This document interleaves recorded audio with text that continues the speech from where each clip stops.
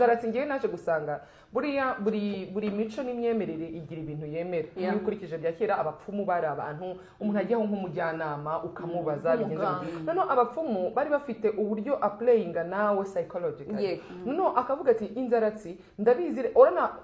Christelle arabizi placebo kwa muganga utanga ngira ndaje nasaze ndarwaye ariko muganga arampimye mu by'ukuri abona nta ndwara mfite ariko uzare bakwandikira imiti uzasanga yaguhaye imiti na vitamine ni iki n'utwa duti dutuma kugira ngo wumve ko wafasha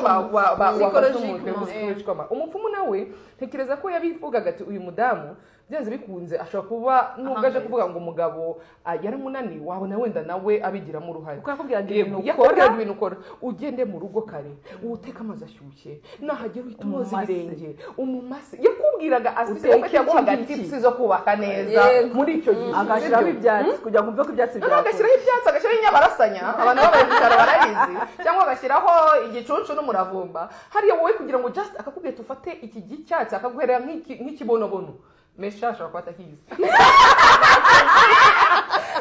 abantu bo mu mujyi turi kubabona